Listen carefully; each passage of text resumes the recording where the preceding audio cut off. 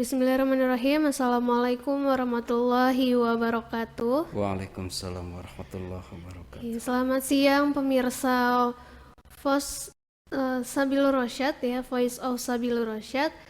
Pada siang kali ini saya Tara bersama dengan Bapak Jahuri sebagai Kepala Madrasah Aliyah Sabilur Rosyad. Assalamualaikum warahmatullahi wabarakatuh, Pak. Waalaikumsalam warahmatullahi wabarakatuh. Oke, sebelumnya terima kasih banyak Pak karena sudah menyempatkan waktunya untuk menjadi narasumber di podcast kali ini Pak. Terima kasih banyak Pak. Sama. Oke. Selaku kepala sekolah ya Pak, mungkin selama beberapa menit ke depan ya kita akan ngobrol-ngobrol santai aja Pak seputar pendidikan gitu ya Pak. Mungkin dari sebagai kepala sekolah nih Pak, saya pengen tahu boleh mungkin diceritakan sedikit Pak kilas balik menjadi kepala sekolah, perjalanannya gitu Pak. Ya, terima kasih. Assalamualaikum warahmatullahi wabarakatuh. Waalaikumsalam. Baiklah, saya pertama itu dulu diangkat tahun 94 ya, kemudian 95 saya mengajar dulu sebelum di Sabilur Rosyad itu di MA Nurul Huda di Kawali. Nah, kemudian tahun 95 saya dialihkan ke sini ke Sabilur Rosyad. Alhamdulillah sampai sekarang Alhamdulillah gitu ya. Ya Pak. Pada waktu itu saya ngajar dulu sebagai guru ya, sebagai guru. Pada waktu itu masih di sini Sabilur Rosyad, aliyahnya masih di sini ya. Masih ini. Nah, kemudian pada tahun 2006 kebetulan Pak Kepala Aliyah, Pak Ahmad Hidayat pada waktu itu purna bakti, artinya udah pensiun. Kemudian ya setelah itu saya diminta untuk jadi kepala waktu itu. Ya alhamdulillah sampai saat ini gitu. Alhamdulillah jadi ya. tahun 2006. Dari 2006 ya. sampai sekarang ya, kurang lebih ya 15 tahunan ya. Kurang cukup, lebih ya, lumayan. Cukup lama ya pengalamannya. Berarti mulai dari guru kemudian menjadi kepala sekolah, yaitu suatu perjalanan yang panjang ya. Pastinya sudah berpuluh-puluh tahun bertemu dengan peserta didik ya, dengan murid gitu ya. Pastinya sudah hafal bagaimana sikap-sikap murid dan bagaimana gitu ya karakter dari murid tersebut gitu Pak. Mungkin ada yang dari akademiknya bagus atau biasa aja, atau akademiknya kurang tapi skill yang lain ada gitu ya Pak ya. Mungkin saya ingin bertanya gitu Pak, mungkin kalau dilihat dari pengalamannya itu sudah banyak gitu ya, apa saja gitu Pak kira-kira kiat untuk menjadi pelajar yang berakhlak tapi juga berprestasi gitu. Ya, terima kasih. Baiklah, ini kalau lihat dari tema gitu ya, pelajar yang berakhlak dan berprestasi gitu ya. Ini tentunya tema ini adalah tema yang sangat bagus gitu ya. Semua merupakan suatu harapan lah ya, suatu harapan dari orang tua anaknya itu ingin menjadi yang berakhlak, tentunya akhlak dalam artian akhlak yang positif, akhlak yang islami gitu. Kemudian juga anaknya harapan mempunyai prestasi gitu ya. Nah, baiklah, mengenai bagaimana sih kiatnya menjadi seorang pelajar yang berakhlak, yang berprestasi? Saya ini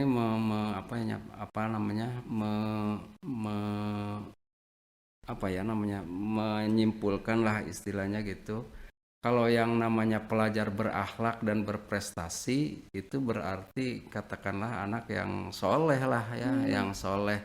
Soleh artian itu dia antara ilmu dan perilaku bisa sejalan gitu ya, bisa melaksanakan apa yang ilmu yang dia dapati, kemudian dia aplikasikan dalam perilakunya. maka itu yang disebut dengan anak yang soleh gitu ya. Dan itu berarti adalah anak yang berakhlak dan berprestasi gitu. Saya mengartikan begitu. Nah kemudian apa sih kiatnya gitu ya? Di sini saya Mungkin ambil gimana? maaf Pak, sebelum ke kiat nih saya jadi penasaran kalau arti dari prestasi sendiri ini apa itu Oh Pak? iya ya, prestasi. Prestasi itu kalau saya mengartikan buat saya gitu ya, prestasi itu adalah sesuatu yang unggul gitu Yang ya. unggul gitu. Iya, jadi siswa mempunyai keunggulan gitu ya. Pengertian prestasi kan banyak ya. Prestasi di bidang olahraga, prestasi di bidang pendidikan, atau di prestasi yang di bidang yang lain. Artinya dia mempunyai keunggulan gitu. Unggul lebih dari yang lain. Kalau unggul kan melebihi dari yang lain gitu ya. Betul. Nah, itu yang disebut dengan berprestasi gitu. Itu Dengan ya. berprestasi ya, kalau berakhlak itu ya menjadi anak soleh gitu ya Iya, Pak anak ya. soleh berperilaku yang baik gitu kan, perilaku baik. Kalau sebagai umat Islam atau kita sebagai yang beragama Islam, tentunya akhlak yang sesuai dengan aturan Islam gitu. Ya. Kemudian kiat-kiatnya apa aja nih Pak biar menjadi pelajar yang berakhlak dan juga berprestasi? Gitu ya. Nah, ini begini, tentunya saya ambil begini. Kalau mau berakhlak dan berprestasi itu memang ada dua faktor gitu ya. Faktor yang bisa mempengaruhi seseorang itu atau siswa itu menjadi siswa yang berakhlak dan berprestasi. Yang pertama tentunya dua faktor itu, yang pertama faktor dalam, kemudian yang kedua adalah faktor luar. Faktor dalam itu adalah mengenai diri pribadi ya, dari dalam dirinya sendiri gitu ya, Motivasinya dari diri sendiri motivasi ya dari Pak. diri sendiri gitu. Nah kemudian dari luar, faktor luar tentunya lingkungan yang mempengaruhi sehingga seseorang atau pelajar itu bisa berprestasi gitu. Apakah seperti lingkungan ini termasuk keluarga atau bagaimana? Nah, lingkungan itu juga saya bagi dua lagi Oh, gitu. dibagi dua Ada lagi. lingkungan dalam, yaitu lingkungan keluarga. Yang saya katakan lingkungan dalam itu lingkungan keluarga. Nah, lingkungan luarnya adalah lingkungan yang di luar keluarga.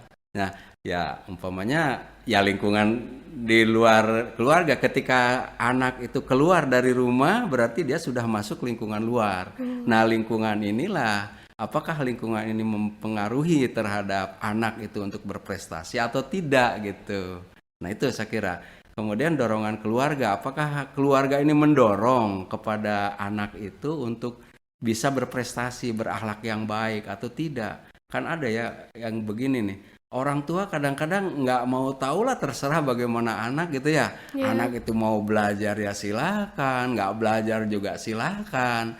Seolah-olah anak nggak orang tua nggak tahu kalau anaknya keluar tuh kemana, nggak tahu, silakan. Kadang-kadang di rumah juga orang tua dengan anak komunikasi kurang gitu. kurang ya. Nah sehingga hal seperti ini kurang bisa mendorong kepada siswa atau anak untuk menjadi orang yang berakhlak baik dan juga berprestasi gitu. Ada. Jadi keluarga ini memegang peran penting Iya, juga ya. tentunya sangat penting karena memang ya komunikasi, apa namanya, sarana komunikasi yang waktunya lebih banyak itu tentunya kan keluarga gitu. Jadi keluarga tentu Mungkin ya. kalau keluarganya lebih sering terbuka dengan anak gitu ya, sering komunikasi, bisa jadi orang tua ini jadi lebih paham, oh kira-kira anak saya unggulnya atau kelihatan nih minatnya di mana, mungkin seperti itu ya Pak ya. Ya, ya bisa. Jadi nanti kalau orang tua paham bagaimana minat anak itu bisa dikembangkan lagi gitu ya Pak. Iya, iya, tentunya orang tua nanti akan lebih mengarahkan kan Lebih ya. mengarahkan ya. Iya, kalau anak itu sudah bisa komunikasi cair dengan orang tua gitu kan ya. Orang tua juga bisa melihat bagaimana sih bakat anak itu sendiri gitu kan. Kadang-kadang kan anak itu tidak mau memperlihatkan Iya. bakat-bakatnya atau apa keunggulannya, kelebihannya pada orang tua karena memang komunikasi dengan orang tuanya kurang gitu. Jadi yang kayak gini tuh mungkin sangat disayangkan ya Pak. Sebenarnya anak ini berpotensi untuk menjadi Iya betul. seseorang yang berprestasi, tapi karena kurang dorongan gitu ya, atau kurang komunikasi dengan orang tua, jadinya kurang bisa gitu ya Pak ya. Iya, iya, iya, pasti itu. Jadi orang tua sangat penting lah, sangat penting. untuk mendorong sehingga anak itu yang pertama memang berakhlak dan untuk mendorong untuk bisa menjadi prestasi gitu. Kemudian selain dari orang tua, Pak, ada nggak sih faktor lain yang mendorong anak ini untuk menjadi lebih berprestasi, Pak? Ya, lingkungan tentunya. Lingkungan ya, lingkungan. Artinya mana sih yang disebut dengan lingkungan? Lingkungan itu adalah setelah anak itu keluar dari rumah. Ya, rumah juga lingkungan, lingkungan keluarga gitu ya. Yang saya maksud itu adalah lingkungan luar keluarga. Nah, lingkungan ketika anak itu keluar dari rumah, dia kemana perginya gitu ya? Apakah lingkungan ini mendukung atau enggak gitu? Lingkungan sekolah mungkin, Pak? Ya, bisa lingkungan sekolah atau lingkungan lain. Kalau umpamanya gini ya, kalau anak itu umpamanya dia lingkungan banyak lah ya, tempat-tempat olahraga, tempat ya sekolah itu sendiri, pesantren dan sebagainya itu udah merupakan lingkungan. Nah, ketika anak keluar dari rumah, dia perginya kemana gitu, ke lingkungan mana? Nah, kalau umpamanya dia perginya ke lingkungan yang nggak benar, nah ini nanti nggak mendorong gitu, nggak mendukung terhadap prestasi dia, nggak ketemu nanti Nggak ketemu prestasinya gitu ya. prestasinya apa gitu ya. Jadi dia kan kadang ada anak-anak begini ya, umpamanya sekarang dia keluar, kemudian dia perginya ke tempat main bola gitu. Oh berarti anak ini memang punya minat main bola kan gitu ya.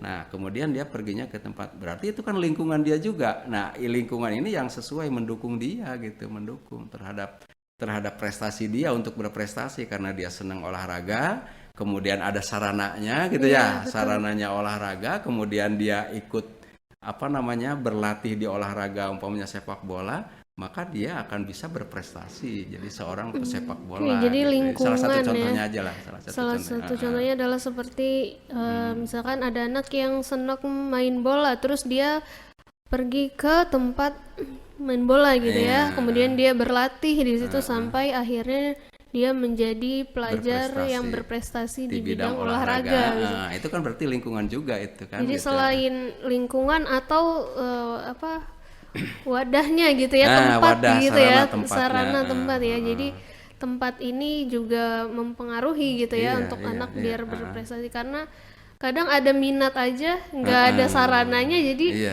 betul, kurang bisa berkembang begitu ya Pak. Pasti itu. Nah kemudian yang berikutnya memang faktor kecerdasan juga ya. Kalau istilahnya otak manusia itu kan berbeda ya, ada yang volumenya besar, ada yang volumenya kecil gitunya ya. Katanya kalau yang volumenya besar itu otaknya cerdas gitu ya, pinter gitu ya, pinter. Tapi ada yang volumenya kecil sehingga ini gitu. Nah itu diantara ininya ya. Nah kemudian yang lain katanya kiat belajar bagaimana sih supaya yang gampang nempel gitu ya. Nah itu biasanya yang pertama dibaca, kemudian ditulis gitu ya. Dibaca dan menulis gitu ya. Jadi kalau cuma dibaca saja itu biasanya nggak nempelnya tuh jadi nggak ingat pada waktu itu, nanti udah lupa lagi. Tapi kalau biasanya kalau dibaca kemudian ditulis, nah itu biasanya lebih kuat ingatnya gitu. Nah kemudian juga ya memang ya itulah kira-kira itulah ya, dibaca kemudian ditulis, kemudian banyak latihan. Kalau latihan juga gitu ya. Itulah kira-kira ya, itu yang pertama membaca, menulis. Kalau ini yang hubungannya dengan yang ya tinggal kemana kita ini prestasi di bidang apa nih ya. Kalau di bidang pendidikan, di bidang pelajaran, kayaknya seperti itu, membaca, menulis, kemudian latihan gitu ya. Cuma kalau di olahraga kayak lebih banyak latihan ya. Jadi di olahraga itu keterampilan kan, lebih banyak keterampilan gitu. Oke Bapak, terima kasih sekali nih Pak atas kiat-kiat kiat-kiat menjadi pelajar yang berakhlak ya, dan juga berprestasi gitu ya Pak. Jadi selain berakhlak juga berprestasi, pokoknya itu paket lengkap ya Pak ya, ibaratnya kalau berakhlak berprestasi. Bang, mungkin itu aja Pak yang ya sedikit saya ingin menambahkan ya, kalau yang berakhlak itu kan lebih mendorong ke perilaku ya, perilaku. Jadi ya tentunya kalau saran dari saya yang pertama, pilihlah lembaga pendidikan ya kalau akhlak itu biasanya hubungannya ya dengan akhlak yang baik ya, tentunya akhlak yang baik sebagai umat Islam ya akhlak yang Islami gitu. Nah, ini yang diharapkan tentunya karena akhlak ini yang ini. Nah, tentunya ini saya kira lebih cenderung untuk masuk ke lembaga pendidikan yang banyak yang membahas tentang akhlak-akhlak itu. Sebab kalau cuman di luar-luar aja ya itu saya kira kurang begitu kurang begitu banyak pembahasan tentang akhlak ya perilaku gitu. Itu saja saya kira. Jadi selain prestasi, akhlak pun juga kalau itu lebih disarankan ya, masuklah ke pendidikan ya lembaga pendidikan yang lebih concern di bidang akhlak gitu ya Pak ya. Agama tentunya ya, agama yang sangat penting lah ya, agama sangat penting. Apalagi zaman sekarang kan ya udah banyak pengaruh-pengaruh yang macam-macam lah ya, macam-macam gitu. Makanya kalau anak itu nggak dididik di agama dari kecil ini ya rentan lah ya, sangat rentan sekali gitu pengaruhnya. Iya. Oke Bapak, terima kasih banyak nih Pak sudah ngobrol-ngobrol selama beberapa menit ya tentang dari perjalanannya sebagai kepala sekolah, kemudian kiat-kiat menjadi pelajar yang berakhlak dan juga berprestasi ya. Tadi ada faktor dari luar maupun faktor dari dalam diri sendiri ya, dan juga pentingnya akhlak itu ya Pak ya. Jadi pentingnya agama gitu ya Pak. Mungkin itu saja untuk podcast kali ini ya Pak. Terima kasih banyak sudah meluangkan waktunya hadir di sini, sehingga ya para pendengar ya atau pemirsa Voice of Sabilur Rasyad dimanapun yang berada bisa mengambil pelajaran ya atau hikmah dari podcast kali ini Bapak. Insya Allah, mudah-mudahan podcast ini terus berjalan ya. Amin Bapak. Semakin berkembang gitu ya. Amin. Iya, terima kasih. Oke, terima kasih banyak Pak Jahuri. Mungkin itu saja. Terima kasih. Wassalamualaikum warahmatullahi wabarakatuh. Waalaikumsalam warahmatullahi wabarakatuh.